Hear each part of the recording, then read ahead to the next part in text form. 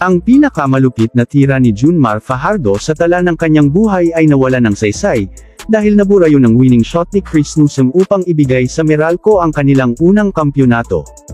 Hindi naging maganda ang laro ni Newsome sa halos buong laban, pero hindi nun siya napigilan upang magkonekta ng pinakaimportanteng basket sa kasaysayan ng kanilang koponan. Sa huling pagkakataon ay pinaramdam nila sa San Miguel ang magaspang nilang depensa, sila ay pinaiskor lang nila ng 78 points na siyang pinakamababa nila sa buong season, 2 quarter silang umiskor lang ng 18. Ang mainit na panimula ng Bolts sa opening quarter ay pinanatili silang abante kahit anong gawin ng Beermen na pakikipagpalitan ng puntos, at nagawa nila yun kahit na si Newsome ay mayroon lang 2 points. Nakakuha sila ng 6 points na galing sa 2 tres ni Torres, sila ay pinangunahan ng 8 puntos ni Banquero, sa huling 13 segundo ng period ay bumitaw ulit si Karam ng tres upang gawing 11 ang kanilang lamang. 18 pa lang ang naitala ng Beermen, 4 points lang ang kanilang leading scorer, ang kanilang best player na si Fajardo ay mabagal ang pag-uumpisa, siya ay mayroon palang 3 puntos.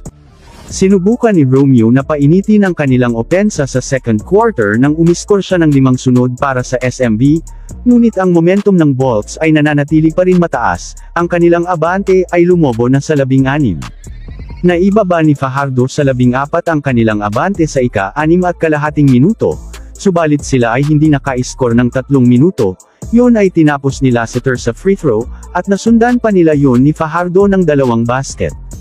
At doon nagsimula ang kanilang rally, muling humirit si Lassiter ng basket at sa pagkakataong ito ay may kasama pang foul, ang lamang ng Meralco ay naibaba na nila sa 8, sila naman ang nanglamig ng 2 minuto.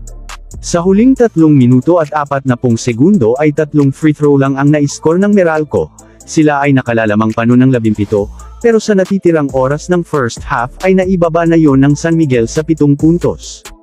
Ang momentum ng Beermen ay nagpatuloy pa sa simula ng third quarter, 5 sunod-sunod ang in-score ni Perez upang sila ay makadikit sa 2 puntos, at ang score ay naitabla ni Fajardo sa ika-8.5 minuto. Pero ang kalamangan ay hindi pa rin binitawan ng Meralco, ang period ay kanilang tinapos na hawak pa rin ang 5 puntos na abante, ang dalawang koponan ay may pinagsama lang na 34 points sa buong quarter.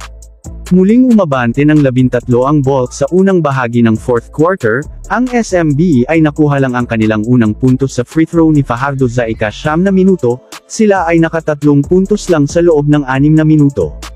Ang masiglang pagsisimula ng Bolts sa period ay biglang napalitan ng panlalamig, sila ay napako ng mahigit 3 minuto buhat nung pumasok sa ika-6 na minuto, ang abante nila ay dahan-dahan binabawasan ng SMB.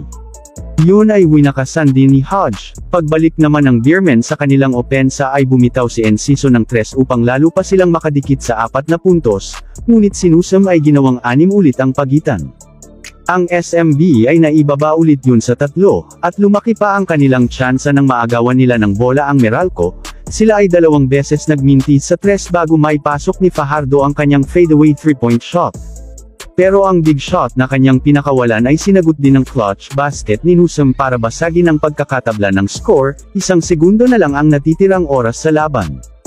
At pagbalik nila sa depensa ay kanilang sinigurado na hindi na mauulit ni Fajardo yung huli niyang ginawa, ang Meralco ay dumiretso na sa pagkuha ng kanilang kauna-unahang kampyonato.